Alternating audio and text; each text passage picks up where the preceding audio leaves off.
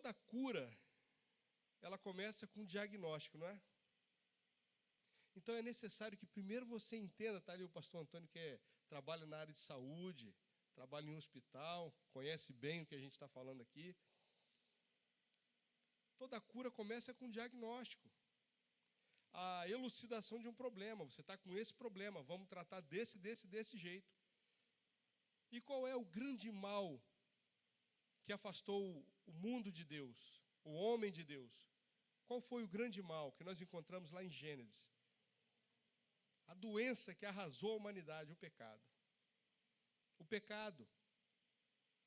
E nós precisamos entender, irmãos, esse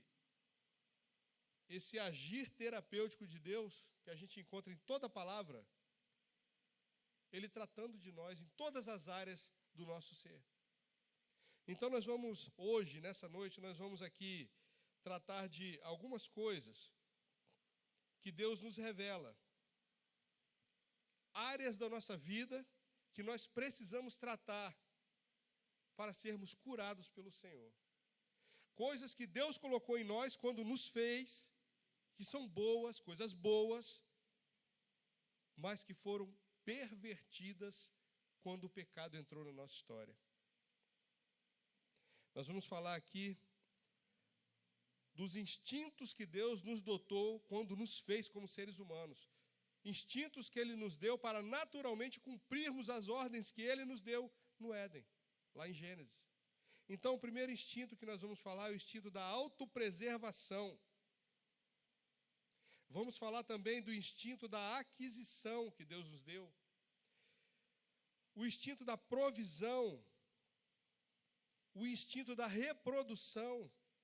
E, por fim, o instinto do domínio. Vamos falar de 5 áreas na nossa vida que Deus colocou em nós, no nosso DNA, e que foram bagunçadas quando o pecado entrou na nossa história. Nós vamos falar sobre isso nessa noite. E a palavra que eu quero ler com os irmãos, para introduzir esse tema, é o início da cura. Tiago 1, Epístola de Tiago 1, versículos 12 ao 15. Se você puder, por favor, se ponha de pé. Se não puder, o Senhor recebe a sua reverência da forma como você estiver. Tiago 1, versículos 12 ao 15. Diz assim: Bem-aventurado o homem que suporta com perseverança a provação, porque depois de ser aprovado, receberá a coroa da vida, a qual o Senhor prometeu aos que o amam.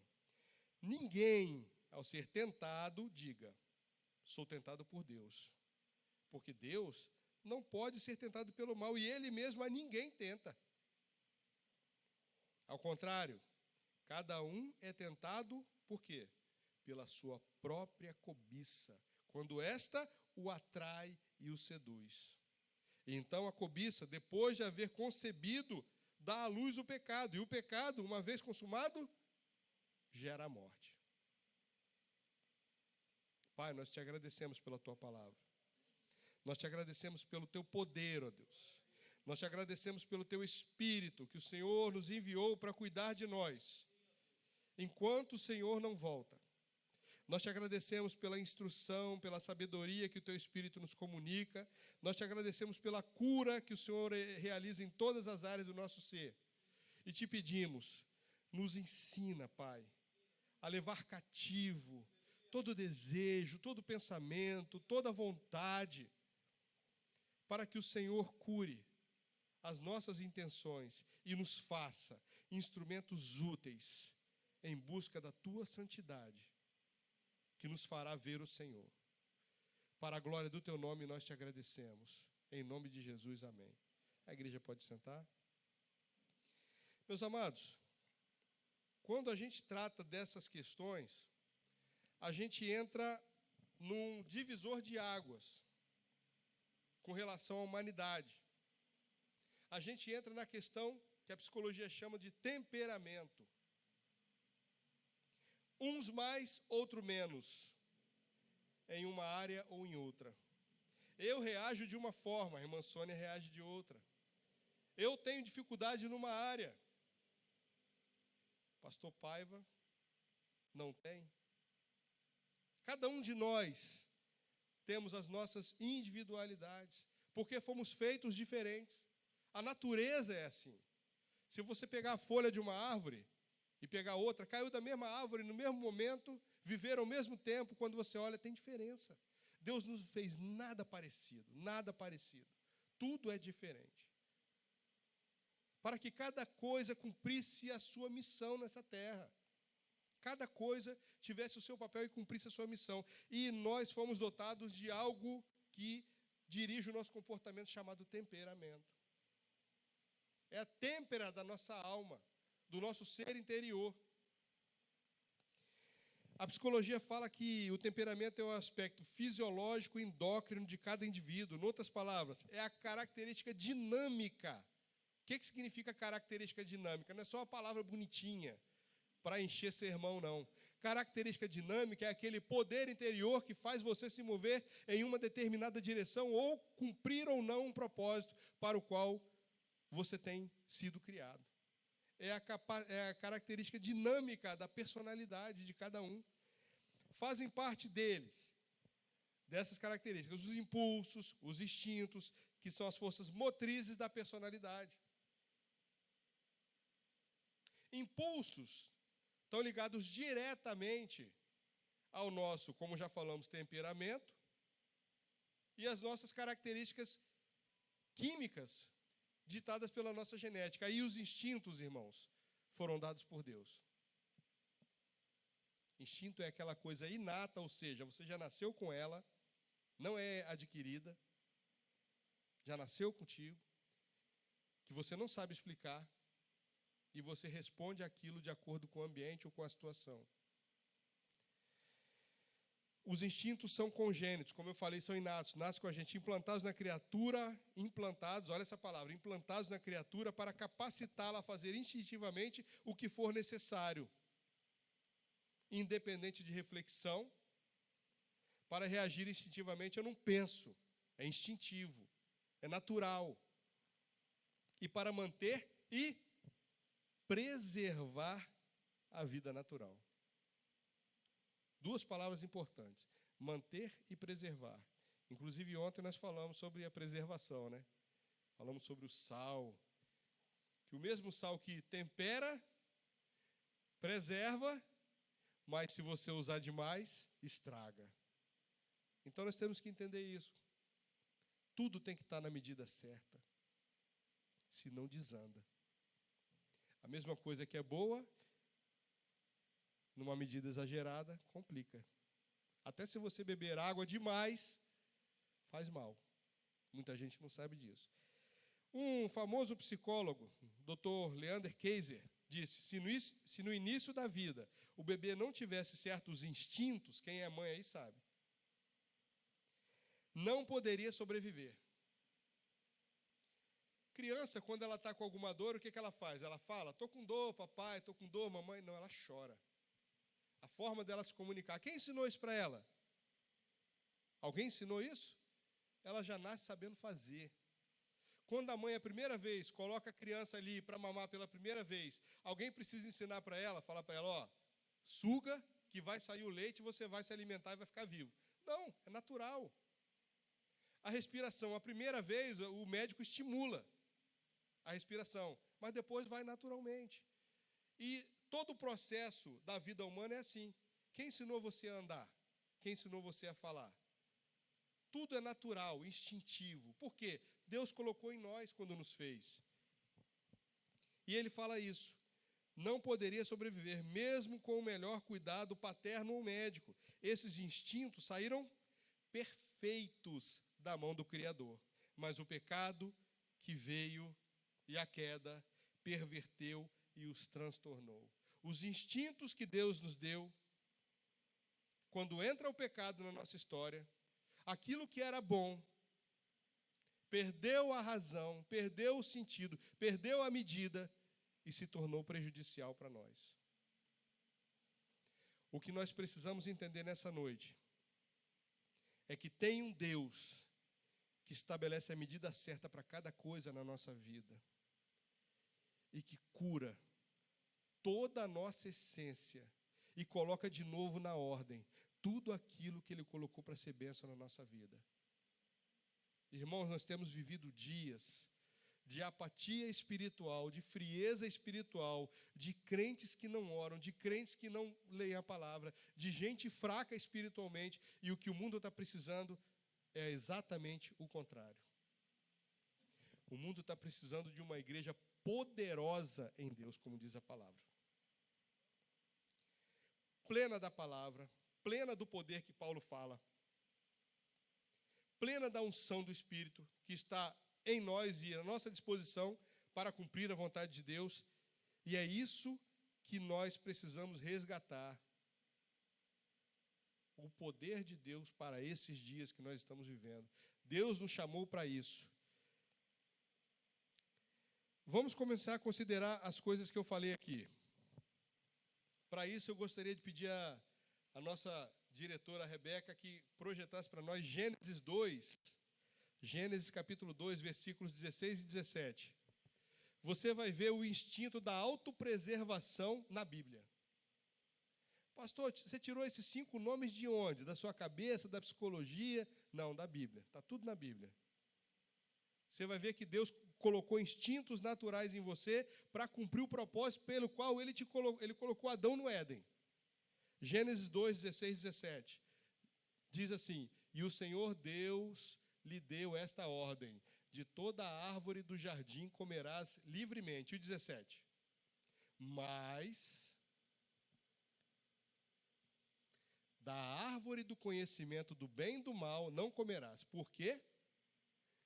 Porque no dia em que dela comeres, certamente morrerás. E Deus colocou no homem um aviso, na forma de um instinto.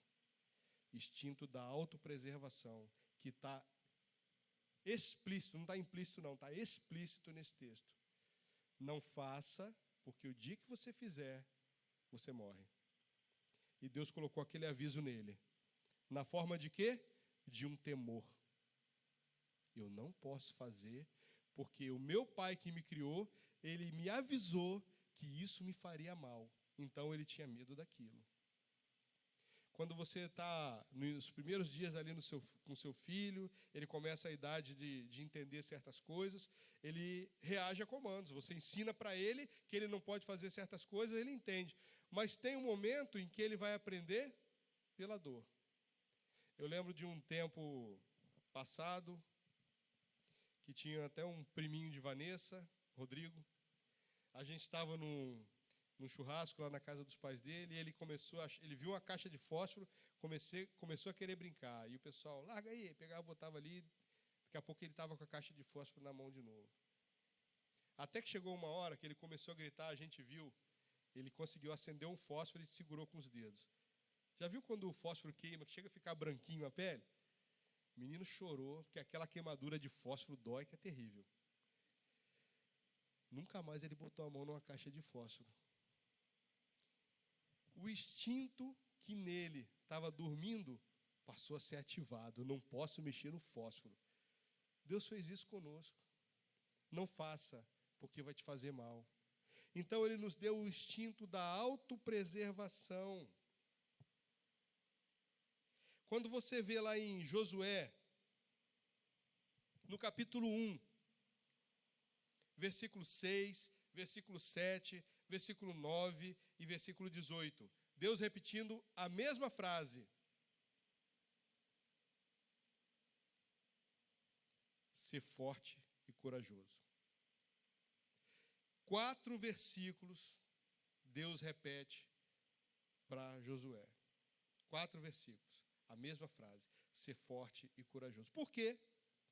Quando você lê o contexto, você vai perceber que Josué estava diante de uma grande missão, um divisor de águas para o estabelecimento do povo, e ele precisava entender a missão que Deus tinha dado a ele e não esmorecer, mas em fé cumprir aquilo que Deus mandara a ele. a ordem que Deus havia entregado a ele para cumprir. Esse comando que Deus dá a Josué, ele parte daquele princípio: você não pode vencer o seu inimigo porque ele é mais forte que você, mas quando eu estou contigo, a vitória vem. E quando eu estou contigo, eu digo para você: vai, porque eu vou entregar a vitória na tua mão. E ele ainda fala: ser forte e corajoso, porque eu já te dei a vitória. O instinto da autopreservação de Josué estava ativado aqui. Você tem dúvida disso?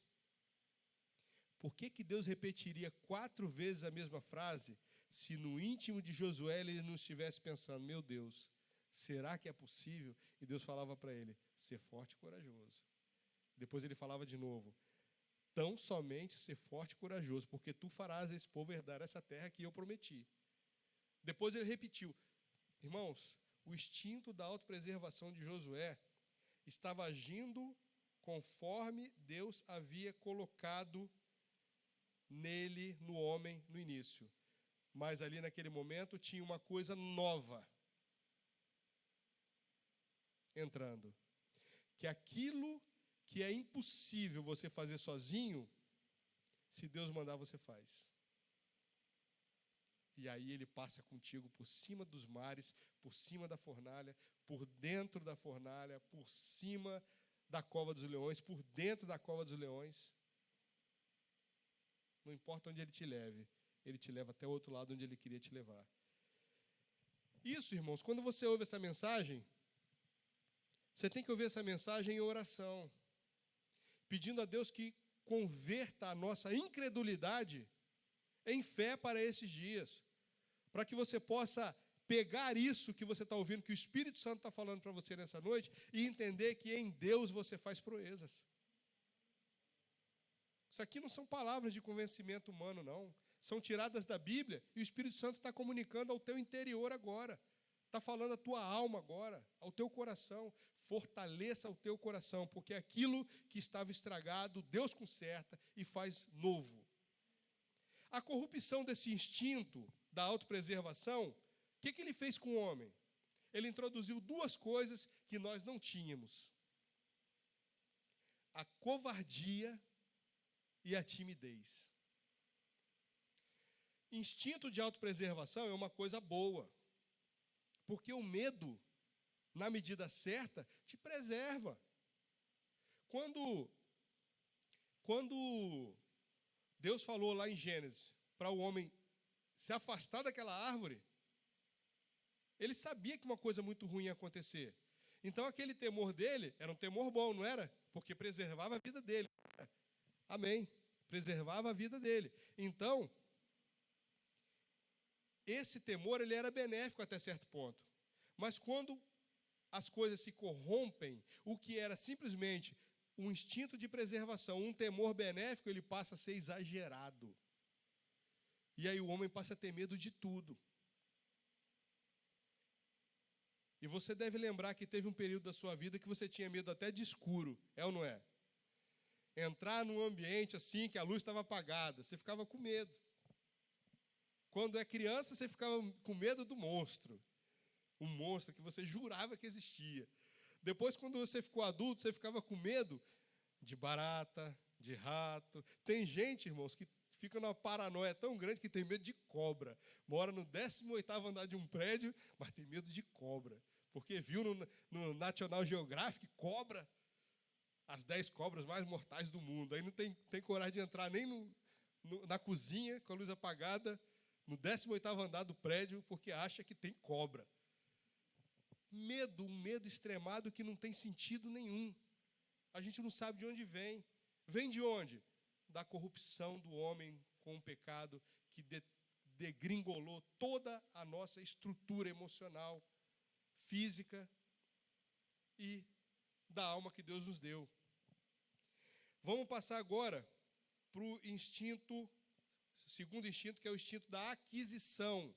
Gênesis 2,15, por favor. Rebeca, Gênesis 2,15. Instinto da aquisição, Gênesis 2,15.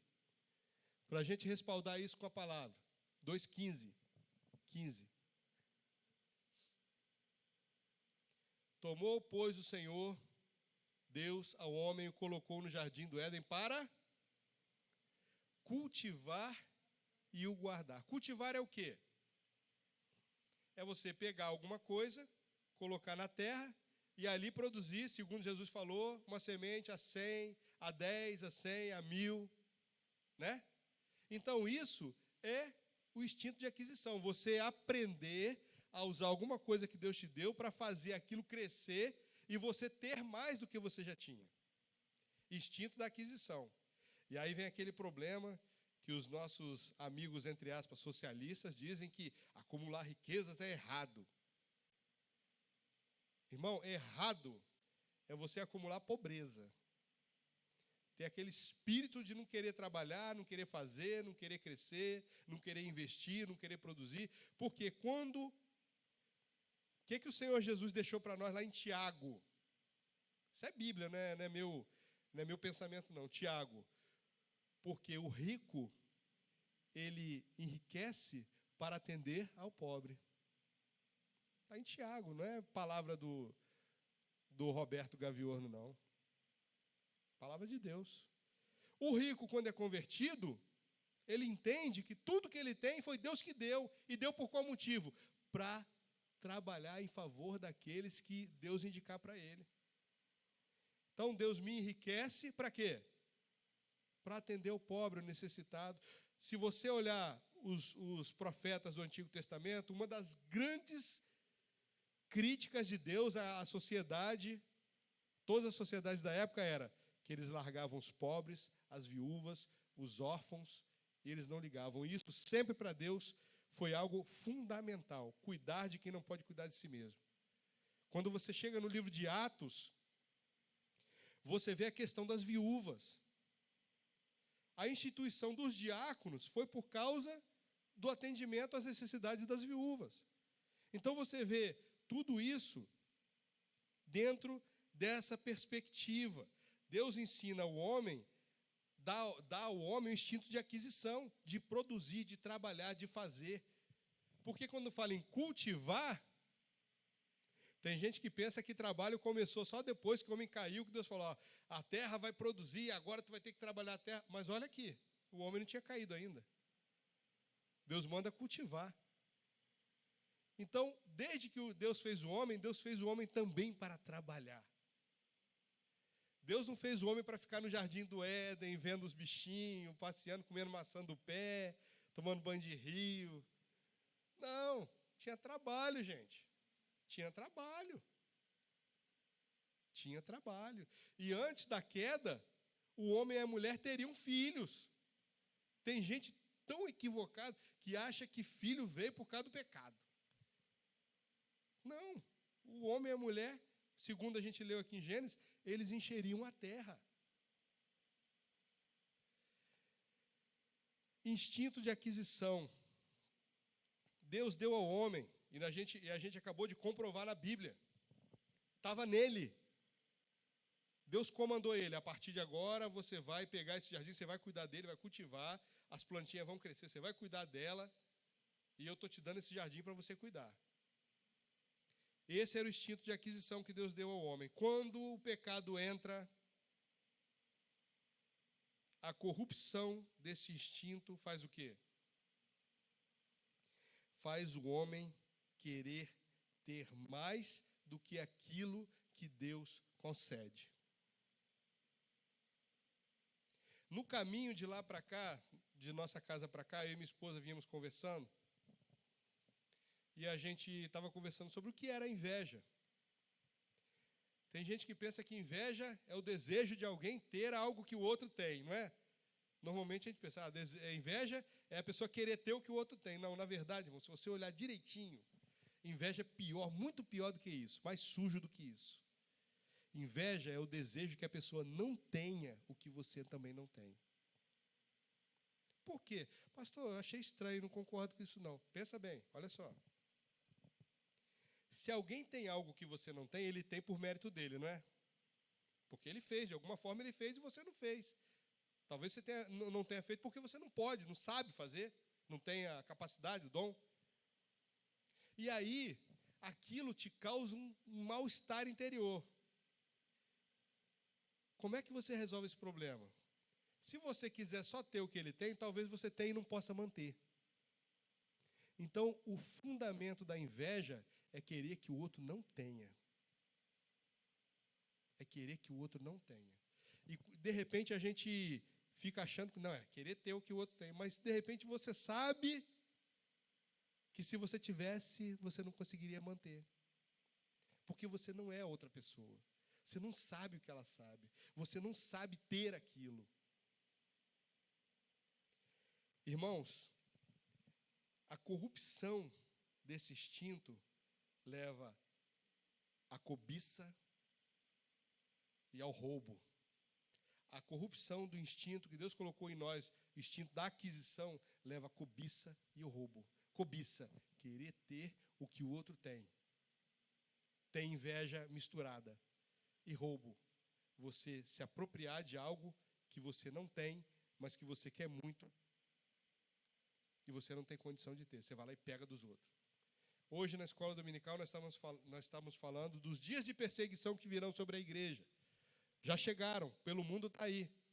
Tem crente morrendo nesse momento em países aí, onde o evangelho é proibido, porque são evangélicos, porque são crentes, porque falam a palavra. E estão morrendo, nesse momento, agora, estão morrendo. Mas vai chegar um tempo de perseguição para nós aqui no Brasil. E já está aparecendo aí, você começa a ver. Eu lembro quando eu era jovem, eu tinha o hábito de pregar dentro do trem lá da central. A gente entrava no trem lá na central do Brasil, ia pregando a palavra, distribuía folheto e cantava louvor e tal, e não sei o quê, não sei o quê. Hoje em dia, lei estadual, é proibido pregar o evangelho no trem. Proibido pregar o evangelho no trem. Eu pregava o evangelho dentro do ônibus, entrava um grupo de jovens assim, um amigo meu, Pitágoras, que tocava um violão arrumado, mas tocava muito, rapaz. Ele tocava violão, eu pegava a Bíblia, pregava e... Se você fizer isso hoje, você é posto para fora do ônibus. Não pode, é proibido. Quando eu era jovem, eu fazia capelania no presídio da Frei Caneca, que hoje não existe mais. Presídio da Frei Caneca. Foi posto abaixo. Hoje eu não poderia, porque hoje em dia só pastores podem entrar, ou advogados. E eu não era nada disso e tinha o direito de entrar para pregar o evangelho lá para os presos. Gente, a nossa situação vai complicar. E hoje de manhã nós estávamos falando disso. Dessa complicação que vem. E nós precisamos estar na posição para a qual Deus nos chamou.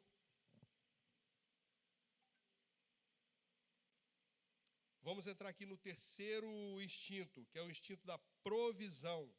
Gênesis 1, 29. Instinto da provisão.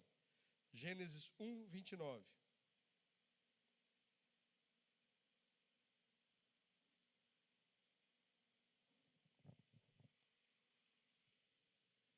E disse Deus ainda: eis que vos tenho dado todas as ervas que dão sementes e se acham na superfície de toda a terra, e todas as árvores em que há fruto que dê semente, isso vos será para mantimento.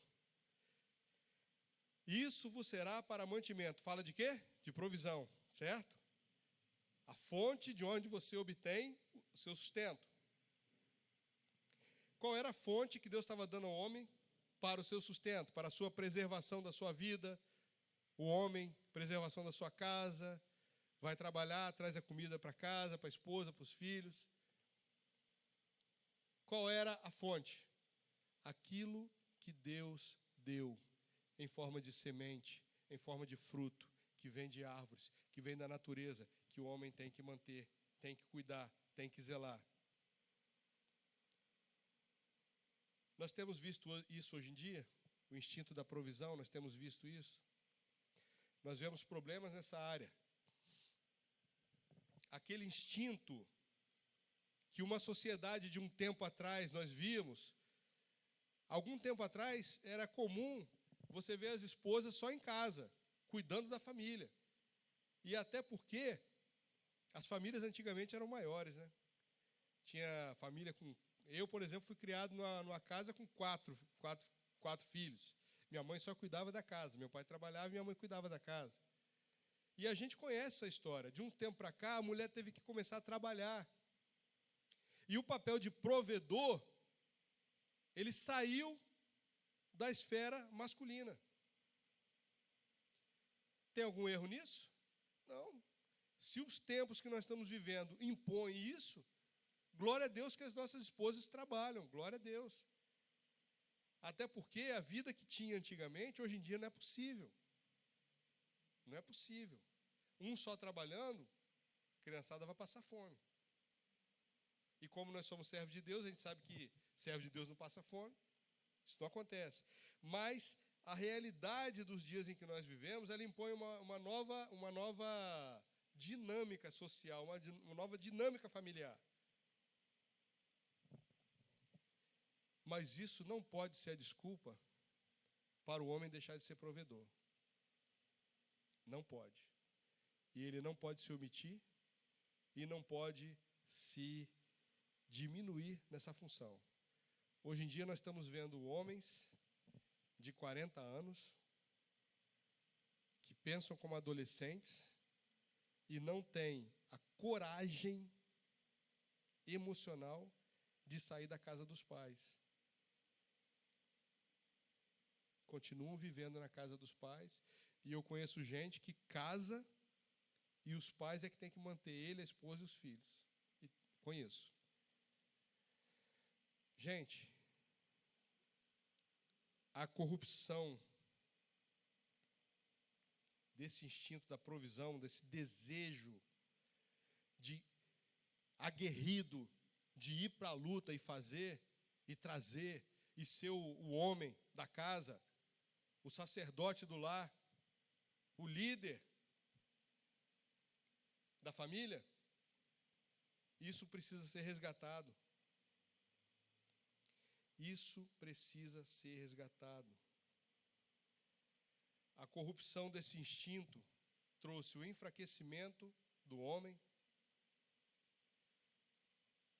e outros vários problemas, que entre eles eu cito bebedice e glutonaria, só para falar pouco. Pessoas que comem demais, às vezes comem compulsivamente, comem por uma questão emocional. Pessoas que bebem por uma questão emocional. O efeito das drogas, irmãos, o efeito das drogas na psique humana, a droga cria duas dependências. Quando eu falo droga, é qualquer droga. Bebida, cigarro e as drogas pesadas, ilícitas, que você não consegue comprar no mercado ali. A dependência da droga, ela age em duas esferas. A pessoa fica dependente quimicamente e psiquicamente. A dependência química é o quê? Você injeta uma substância no teu organismo, todo mundo sabe que nós somos química pura, a nossa composição física é química pura, elementos químicos puros, nós somos feitos de elementos químicos. E você injeta no seu organismo um elemento químico que chega um momento que o teu cérebro fala, eu preciso desse elemento para sobreviver, para existir. É por isso que quando você tira a droga de uma pessoa, nos centros de tratamento tradicionais, que não usam outras drogas para tirar outra droga, simplesmente privam a pessoa daquele problema, é por isso que essas pessoas sofrem dores terríveis no corpo. Calafrio, enjoo, vômito, dores de cabeça terríveis, dores musculares terríveis. E a dependência, essa é a dependência química. A dependência psíquica é o seguinte, a pessoa está com um problema, a droga cria um mundo de fantasia, onde ali ela se sente protegida. Ali nada a afeta, ali ela está bem.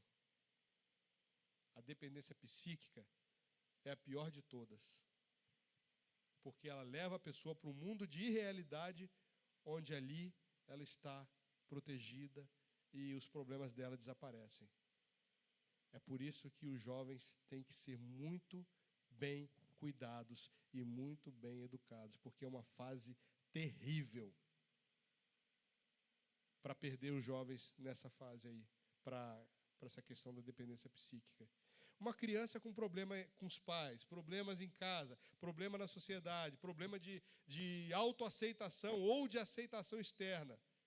Quando ela encontra a droga, ela entra para o paraíso e vai querer viver naquele mundo o tempo todo sob o efeito daquele troço. Isso, irmãos, é um efeito colateral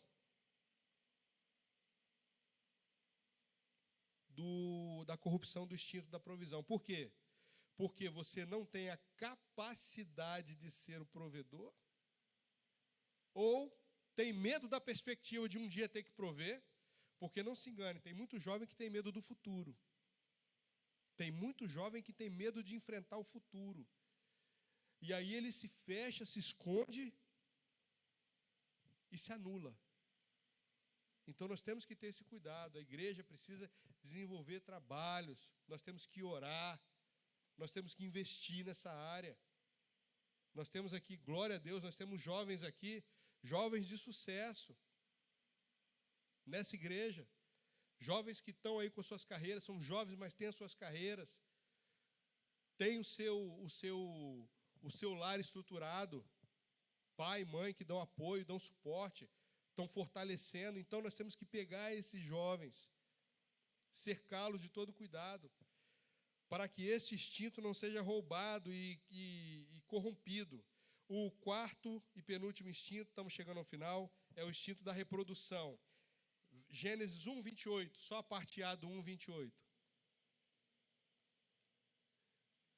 Deus os abençoou e lhes disse: sede fecundos, multiplicai-vos, enchei a terra, para ali, enchei a terra.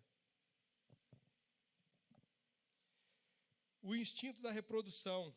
Deus deu esse instinto natural do homem para que eles cumprissem esse objetivo, se reproduzissem. E quando você vai lá para Pedro, a epístola de Pedro, você vê, lá em Pedro, no final quase da Bíblia, você vê Deus explicando por que ele queria que o homem enchesse a terra. Porque ele queria criar uma nação santa, um povo eleito, uma raça escolhida, sacerdócio santo. O povo que Deus planejou que enchesse a terra era esse, uma raça eleita, povo escolhido, geração santa, propriedade exclusiva de Deus. Aí você pensa, mas então o plano falhou. Não. Como nós falamos hoje na escola dominical, até a irmã Rosa citou, Gabriel também citou hoje aqui, no final, para quem anda com o Senhor Jesus, repito, para quem anda com o Senhor Jesus, o nosso final já é sabido, já é conhecido. No final vai dar certo. Pedro fala das dificuldades que o crente vai passar. Pedro fala das perseguições. Pedro fala da humilhação, da afronta. Irmãos, quando Pedro falava isso, escreveu isso, ele escreveu dentro daquele contexto, porque amigos dele estavam sendo presos e mortos. Pedro escreveu de dentro da história, de dentro da fornalha. Quando hoje a gente lê na nossa casa, com o ar-condicionado ligado, deitado numa poltrona confortável, que vós passareis perseguições e humilhações, às vezes a gente não consegue entender, porque nós não temos o contexto. Mas nós precisamos entender. O contexto é esse. O plano de Deus é perfeito e será cumprido cabalmente, vírgula por vírgula, ponto por ponto, linha por linha, letra por letra. A vontade de Deus será estabelecida exatamente como Ele planejou. Então isso aqui, multiplicai-vos e enchei a terra, está sendo consumado nesses dias. Através de quem? Através da igreja. A igreja é o projeto inicial de Deus, de criar uma nação santa, geração eleita, povo escolhido, propriedade exclusiva de Deus, para proclamar às gerações futuras a glória daquele que veio e antes que houvesse mundo, morreu por nós. plano perfeito de Deus está sendo consumado. Nesse momento era a hora de você dar um glória, porque você é parte disso. Você é parte disso. Você é o cumprimento da vontade de Deus para esses dias. O último instinto que Deus nos deu é o instinto de domínio, é o final desse versículo. Instinto de domínio: sujeitai-a, dominai sobre os peixes do mar, sobre as aves do céu, sobre todo animal que rasteja pela terra. É o instinto de domínio. Deus colocou isso no homem. Deus fez o homem ter o instinto de dominância.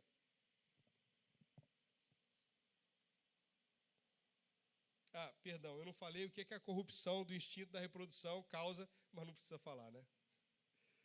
A corrupção do instinto da reprodução leva a perversão, prostituição e lascívia.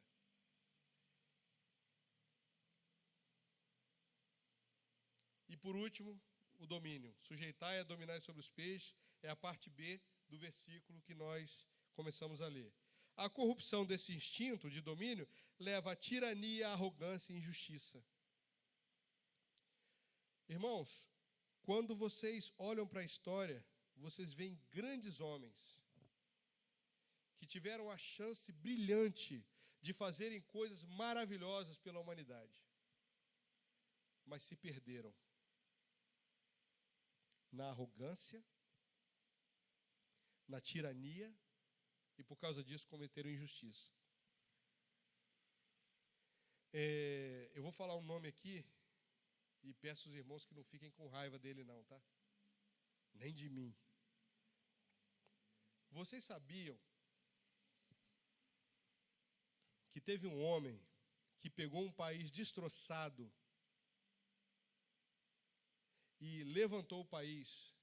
A economia daquele país estava em ruínas e ele resolveu a economia do país. Ele recuperou o país, resolveu a economia, deu dignidade ao povo, fez o povo se sentir novamente parte de um grande projeto, e as pessoas gostaram dele. Você já ouviu falar muito nesse homem, um grande homem, tinha tudo para ser um grande líder, e fez uma grande bagunça na história da humanidade. O nome desse homem que eu falei é Adolf Hitler. Vocês sabiam que Hitler, se ele não tivesse sido o maluco que ele foi, ele teria sido um grande estadista, um grande líder, um grande político? Ele recuperou a Alemanha, ele recuperou a economia da Alemanha, ele recuperou a dignidade do povo alemão e achou que eles poderiam dominar o mundo. Aí entra a tirania, entra a arrogância, entra a injustiça, entra a maldade. A corrupção desse instinto leva a essas três coisas que eu falei: tirania, arrogância, injustiça, e falei um outro, maldade.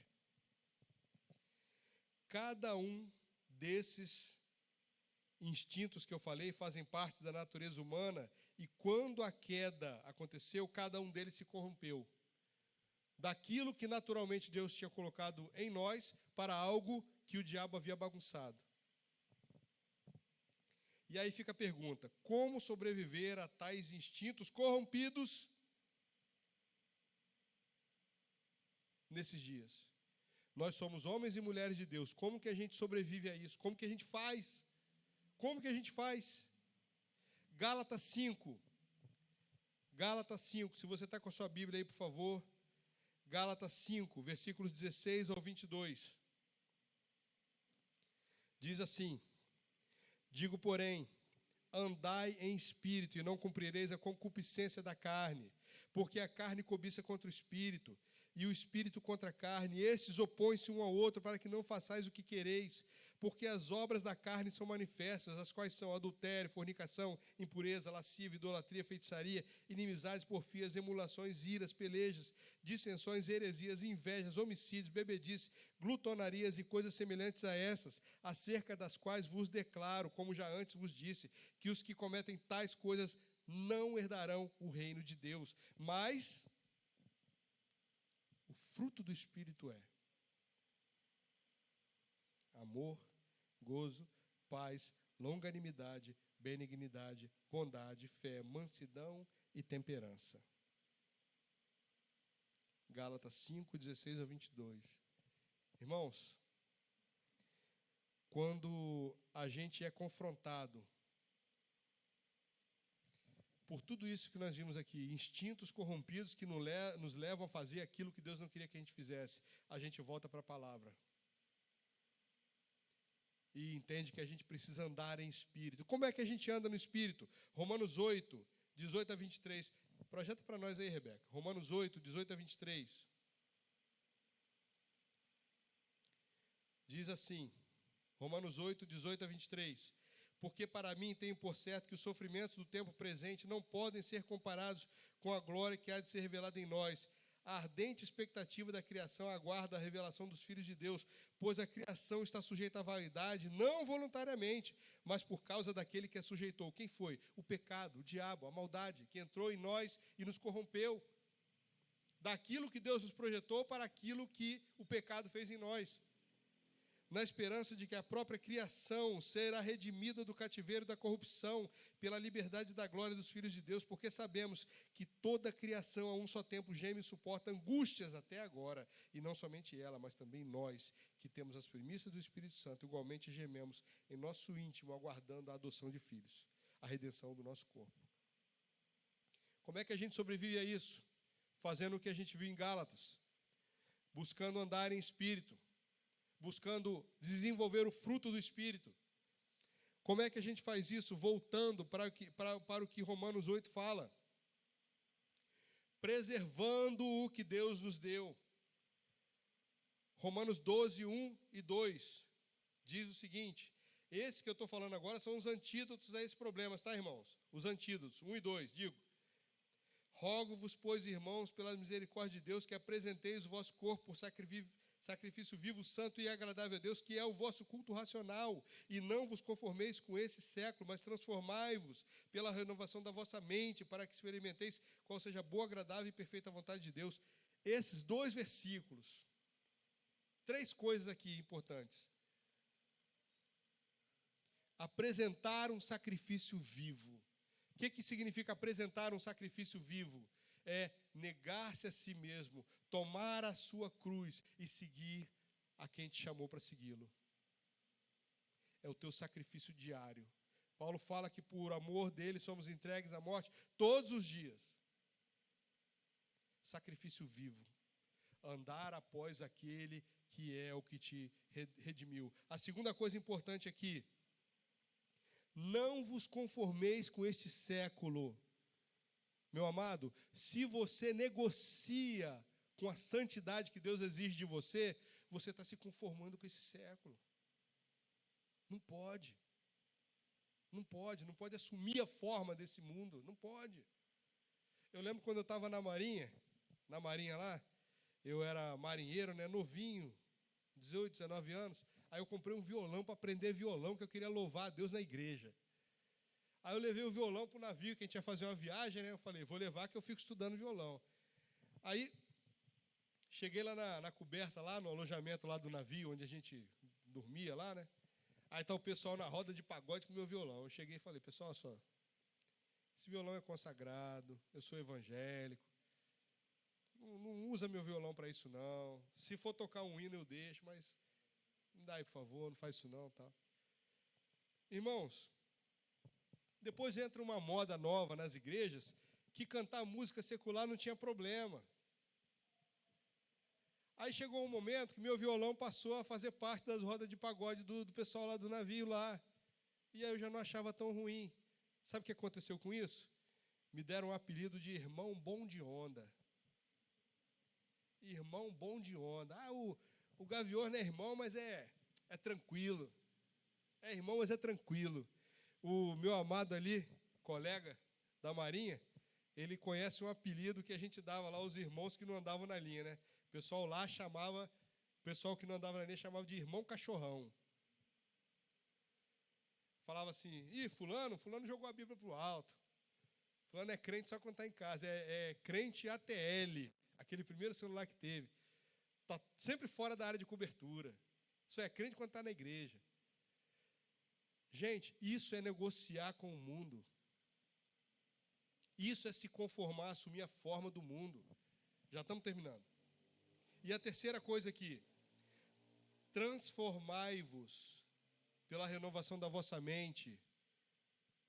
Isso tem um prêmio. Qual é o prêmio da transformação pela renovação da nossa mente? Qual é? Para que experimenteis a boa, perfeita e agradável vontade de Deus. Quem renova sua mente no lavar do Espírito, experimenta nos dias que nós vivemos a boa, perfeita e agradável vontade de Deus. Você passa a viver em santidade nesse mundo. Você passa a levar a presença de Cristo aonde quer que você vá. Filipenses 4:8. Tudo que é verdadeiro, tudo que é honesto, tudo que é justo, tudo que é puro, tudo que é amável, tudo que é de boa fama, se há alguma virtude, algum louvor, nisto pensai. O que esse texto fala? Filipenses 4:8. O que esse texto fala? O final dele diz tudo: nisto pensai. Algumas outras versões falam: seja isto que ocupe a vossa mente. Irmãos, eu não posso perder meu tempo, Jesus está voltando. Eu não posso perder meu tempo pensando coisas que não são do alto. Eu não posso. Eu não posso.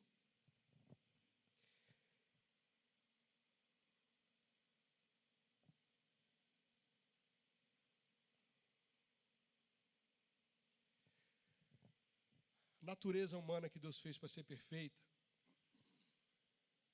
foi corrompida. Vou pedir a você que agora fique de pé. Como diz um pastor que eu admiro muito, para parecer que está acabando. Fica de pé para parecer que está acabando. Nós vamos orar. A natureza humana que estava corrompida, a natureza humana que se perdeu, que Deus fez para ser perfeita, e o pecado entrou, e o homem aceitou isso. Nós vimos aqui algumas coisas que complicaram a nossa vida. Mas nós vimos também um antídoto, um remédio. É tudo no Espírito, tudo na palavra. Tudo no louvor, tudo na gratidão. Tudo no agir correto com Deus. Isso depende de Deus fazer na tua vida ou de nós darmos isso como sacrifício vivo, louvor agradável a Deus? Depende só de nós. Depende só de nós. Do que você quer fazer para Deus. Do que sacrifício que você quer pagar para Deus. O sacrifício pela nossa salvação já foi feito no Calvário, não precisa fazer de novo. Você não precisa subir morro de joelho, você não precisa pagar promessa que não leva a nada. Você precisa viver uma vida santa, separada, consagrada. E isso tem um custo, tem um preço. É negar os seus desejos, negar as suas vontades e buscar a face do Senhor nesses dias. Pai, nós agradecemos pela Tua palavra, nós agradecemos pelo revelar do Teu Espírito. Nós agradecemos, ó Deus, porque o Senhor nos mostra nessa noite, Pai, quão distante o homem se foi do Senhor e quão perto o Senhor sempre esteve de nós, nos buscando, nos trazendo de volta a nossa casa, que é a Tua casa, e nos trazendo de volta ao centro do Teu amor. Pai, nós Te agradecemos pelo Teu Espírito Santo que cuida de nós nesses dias, que fala conosco nesses dias, e nós Te pedimos, assim como foi com Josué, Pai, nos ensina a aceitar o Teu comando e nos ensina a sermos fortes e corajosos.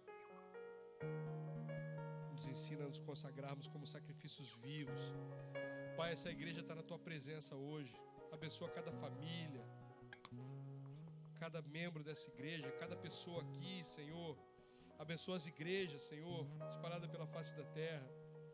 Fortalece, Senhor, o Teu povo nesses últimos dias que antecedem a Tua volta, para que haja um grande mover, Deus, do Teu Espírito nessa terra, fazendo com que os Teus filhos se espalhem por esse mundo como ondas, Pai, buscando aqueles a quem o Senhor já nos mandou buscar, Pai. Abençoa, Senhor, cada vida aqui nessa noite, para a glória do Teu nome. Nós te agradecemos em nome do Teu Filho Jesus Cristo. Amém.